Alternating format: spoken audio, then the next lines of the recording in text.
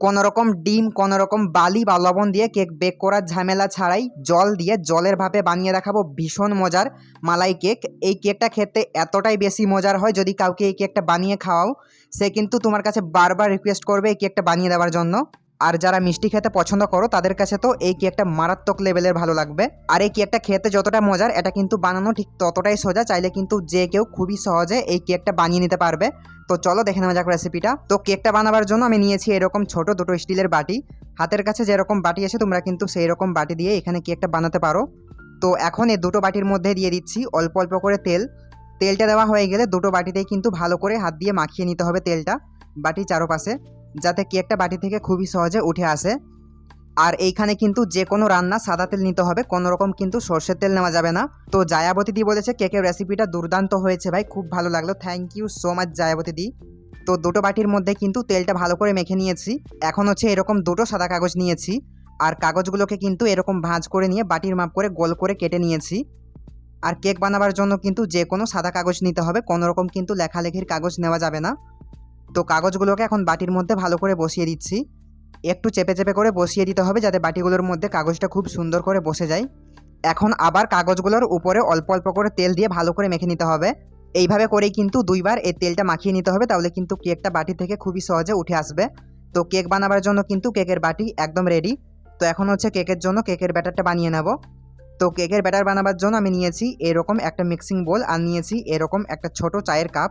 এই চায়ের কাপ কিন্তু সবার বাড়িতেই থাকে, তাই সবাই এই কেকটা বানাতে পারবে একদম সহজে। তো এখন নিয়ে নিচ্ছি সেই চায়ের কাপের মাপ করে 1 কাপের 4 ভাগের 1 ভাগ সাদা তেল। আর নিয়েছি সেই চায়ের কাপের মাপ করে 1 কাপ চিনি। চাইলে কিন্তু চিনির পরিমাণটা একটু বাড়িয়ে বা কমিয়ে নিতে পারো। তো এখন দিয়ে দিচ্ছি সেই চায়ের কাপের মাপ করেই 2 কাপ জল। আর আজকের কেকটা কিন্তু আমি কোনো রকম দুধ দিয়ে বানাবো না, জল দিয়ে বানিয়ে দেখাবো। আর এই জলটা কিন্তু রুম টেম্পারেচারে রয়েছে, কোনো রকম কিন্তু গরম জল না। তো জলটা দেওয়ার পর সব কিছু একটু ভালো করে মিশিয়ে নিয়ে ভালো করে এটাকে ফেটাতে হবে। এটাকে ততক্ষণ পর্যন্ত ফেটাতে হবে যতক্ষণ না পর্যন্ত এর মধ্যে দেওয়া যে চিনিটা, সেই চিনিটা ভালো করে গলে যাচ্ছে। তো কেক বানালে কিন্তু চিনি অবশ্যই ভালো করে গলিয়ে নিতে হবে। তো 1 থেকে 2 মিনিট ফেটিয়ে নেওয়ার পর এর মধ্যে দেওয়া চিনিটা ভালো করে গলে গিয়েছে। এখন হচ্ছে এর মধ্যে শুকনো উপকরণ দিয়ে দেবো। তো শুকনো উপকরণ নেওয়ার জন্য আমি নিয়েছি একটা ছাঁকনি। তো এখন দিয়ে দিচ্ছি এর মধ্যে 2 কাপ ময়দা। আর এইখানে কেক বানাবার জন্য যতটা জল নেওয়া হবে ঠিক ততটাই কিন্তু এখানে ময়দাটা নিতে হবে। তারপরে দিয়ে দিচ্ছি এরকম একটা চায়ের চামচের মাপ করে 1/2 চামচ বেকিং পাউডার। আর দিতে হবে সেই চায়ের চামচের মাপ করে 1/2 চামচ বেকিং সোডা বা খাবার সোডা। এই বেকিং পাউডার আর বেকিং সোডা কিন্তু দুটো আলাদা জিনিস। আর যদি ডিম ছাড়া কেক বানাও তাহলে কিন্তু এই বেকিং পাউডার আর বেকিং সোডা এই দুটোই দিতে হবে, তাহলে কেকটা ভালো হবে। তারপরে নিয়েছি এখানে 1 চিমটির মতো নুন। এই নুনটা দিলে কেকের স্বাদটা ব্যালেন্স থাকবে, তবে না চাইলে কিন্তু এটা স্কিপ করতে পারো। তো সব কিছু দিয়ে দেওয়া হয়ে গেলে এখন হচ্ছে সব কিছুকে ভালো করে চেলে নিতে হবে। কেক বানালে কিন্তু শুকনো উপকরণ অবশ্যই ভালো করে চালতে হবে, এতে করে কিন্তু সব কিছু একদম ভালো করে মিশতে পারবে। তো এখন নিয়েছি এরকম ছোট করে 1 ফালি লেবু। এই লেবু রসটা বের করে নিয়ে এর মধ্যে দিয়ে দিচ্ছি। কেকের মধ্যে যদি লেবু রস দেওয়া হয় তাহলে কিন্তু কেকের মধ্যে দেওয়া যে বেকিং পাউডার আর বেকিং সোডাটা, সেই উপকরণগুলো কিন্তু ভালো করে অ্যাক্টিভ হতে পারে, ফলে কিন্তু কেকটা ভালো করে ফুলবে। যে কোনো টক জিনিস দিলেই কিন্তু সেইগুলো অ্যাক্টিভ হয়ে যায়। তো এখন নিয়েছি 2 থেকে 3 ফোঁটার মতো ভ্যানিলা এসেন্স। যদিও কেকটা ডিম ছাড়া বানানো, এর মধ্যে ডিমের কোনো রকম গন্ধ থাকবে না, তাও ভ্যানিলা দেওয়ার কারণ হচ্ছে এর মধ্যে খুব সুন্দর একটা ফ্লেভার আসবে, তার জন্যই দেওয়া। আর হাতের কাছে যদি এটা না থাকে সেই ক্ষেত্রে 1 থেকে 2টার মতো এলাচ নেবে, আর এলাচের দানাগুলোকে ভালো করে গুঁড়ো করে নিয়ে এর মধ্যে দিয়ে দেবে। সেটা দিলেও কিন্তু খুবই সুন্দর একটা গন্ধ হয় কেকের মধ্যে। তো সব কিছু দিয়ে দেওয়া হয়ে গেলে এখন হচ্ছে সব কিছুকে ভালো করে মিশিয়ে নিয়ে কেকের ব্যাটারটা বানিয়ে নিতে হবে। আর এই কেকের ব্যাটারটা যখন মেশানো হবে তখন কিন্তু যে কোনো একদিক থেকে এটাকে ঘোরাতে হবে, কোনোভাবেই কিন্তু এদিক ওদিক করে ঘুরিয়ে এটাকে মেশানো যাবে না। সেই ক্ষেত্রে কিন্তু এই ডিম ছাড়া কেকের ব্যাটার নষ্ট হয়ে যায়, ফলে কেকটা ভালো করে ফুলতে পারে না বা কেকটা ভালো হয় না। তো সব কিছু ভালো করে মিশিয়ে নিয়ে কেকের ব্যাটারটা বানিয়ে নিয়েছি। আর এই কেকের ব্যাটারের ঘনত্বটা ঠিক এরকম হবে, না বেশি ঘন হবে আর না একটা বেশি পাতলা হবে। এখন কেক বানাবার জন্য আগের থেকে যে কেকের বাটিগুলো রেডি করেছিলাম সেই বাটিগুলোর মধ্যে এই কেকের ব্যাটারটা দিয়ে দিচ্ছি। আর বাটিগুলোর মধ্যে কিন্তু একদম ভরিয়ে ব্যাটারটা দেওয়া যাবে না, সেই ক্ষেত্রে কিন্তু কেকটা যখন বেক হবে তখন এই বাটিগুলোর থেকে কেকটা পড়ে যাবে, তাই কিছুটা জায়গায় এরকম ফাঁকা রেখে দিয়ে তারপর দিয়ে দিতে হবে। এখন এরকম একটা কাঠি নিয়েছি, এই কাঠিটা দিয়ে ব্যাটারটা একটু ঝাঁকিয়ে নিচ্ছি, এতে করে যদি এর মধ্যে কোনো রকম বাতাস থাকে সেই বাতাসটা বেরিয়ে যাবে, নাহলে কিন্তু কেকটা বেক হওয়ার পর কেকের মধ্যে অনেক বড় বড় ছিদ্র হয়ে যেতে পারে। তো এখন হচ্ছে কেকগুলো বেক করার জন্য চুলে একটা হাঁড়ি চাপিয়ে দিয়েছি। আর যেহেতু আজকে কোনো রকম বালি বা লবণ ছাড়াই কেকটা জল দিয়ে বেক করব, তাই এখানে দিয়ে দিচ্ছি বেশ অনেকটা পরিমাণে জল। তো এখন নিয়েছি এরকম দুটো স্ট্যান্ড বা তারের র্যাক। এই স্ট্যান্ডগুলোকে এখন হচ্ছে হাঁড়ির মধ্যে বসিয়ে দিচ্ছি। তো অভিরূপ বলেছে প্লিজ আমার নামটা নিও, আমি তোমাকে সাবস্ক্রাইব করেছি, thank you so much Abhirup. আর এখানে কেকটা বেক করার জন্য কিন্তু আমি দুটো র্যাক নিয়েছি, যাতে এই কেকের বাটিগুলো বসাতে অনেকটা বেশি সুবিধা হয়।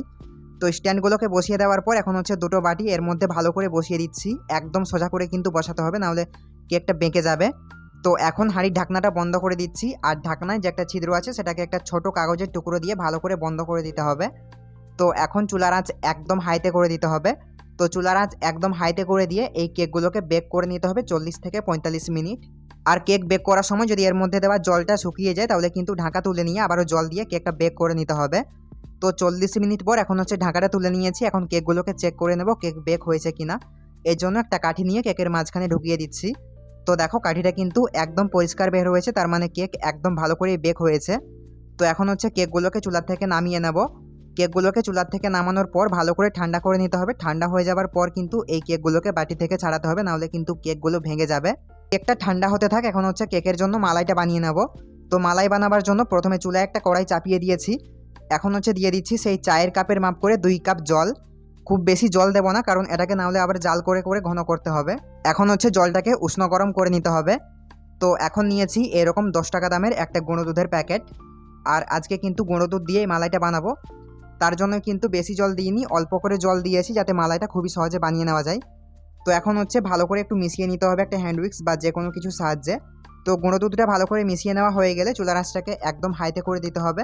তো এখন হচ্ছে দুধটাকে 1 থেকে 2 মিনিট একটু জাল করতে হবে। তো যখন দুধের মধ্যে বলক চলে আসবে তখন দিয়ে দেবো এর মধ্যে 2 চামচের মতো চিনি। চিনি কিন্তু খুব বেশি দেবো না, কারণ কেকের মধ্যে চিনি দেওয়া আছে, আর যদি এর মধ্যে বেশি করে চিনি দিই তাহলে কিন্তু কেকটা খেতে অতিরিক্ত মিষ্টি হয়ে যাবে। তো চিনিটাকে দেওয়ার পর এটাকে 2 থেকে 3 মিনিটের মতো একটু জাল করে নিলেই কিন্তু মালাইটা খুবই সুন্দর করে তৈরি হয়ে যাবে। তো 2 মিনিট পর এখন হচ্ছে আমি দেখিয়ে দিচ্ছি মালাইয়ের ঘনত্বটা কেমন আছে। এর থেকে বেশি কিন্তু আর মালাইটা ঘন করব না, কারণ এটা ঠান্ডা হয়ে যাবার পর কিন্তু আরও অনেকটাই বেশি ঘন হয়ে যাবে। তো এখন এটাকে চুলা থেকে নামিয়ে ভালো করে ঠান্ডা করে নেব। তো এখন হচ্ছে কেকগুলো ভালো করে ঠান্ডা হয়ে গিয়েছে। এখন হচ্ছে কেকগুলোকে ছাড়ানোর জন্য একটা ছুরির উল্টো সাইডটা দিয়ে প্রথমে বাটি চারপাশটা একটু ভালো করে ঘুরিয়ে নিতে হবে। এতে করে কিন্তু বাটি থেকে খুবই সহজে কেকটা উঠে আসবে। তারপর কেকের বাটিগুলোকে হাত দিয়ে একটু ঝাঁকিয়ে নিয়ে হাতের মধ্যে কেকের বাটিগুলোকে উল্টে নিলেই কিন্তু খুবই সুন্দর করে কেকটা বাটি থেকে উঠে আসবে। তো কাগজটা ছাড়িয়ে নেওয়ার পর সেই বাটিগুলোর মধ্যে কিন্তু কেকগুলো আবারও বসিয়ে দিয়েছি। এখন একটা কাঠি নিয়ে কেকের মাঝখানে এভাবে ফুটো করে নিচ্ছি। এতে করে কিন্তু মালাইটা দেওয়ার পর কেকের মধ্যে খুবই সুন্দর করে ঢুকতে পারবে। তো এখন সেই বানিয়ে রাখা মালাইটা কেকের মধ্যে দিয়ে দিচ্ছি। আর এই পর্যায়ে কিন্তু কেক এবং মালাই দুটোই ভালো করে ঠান্ডা করতে হবে, নাহলে কিন্তু কেকের মধ্যে মালাইটা দেওয়ার পর কেকটা চুপসে যাবে। তো দেখো কেকগুলো দেখতে কতটা সুন্দর হয়েছে আর কতটা লোভনীয় হয়েছে কেকগুলো। এই কেকগুলো কিন্তু একবার যে খাবে সে কিন্তু বারবার এই কেকগুলোই খেতে চাইবে। তো বাড়িতে একবার এই কেকগুলো বানিয়ে দেখতে পারো।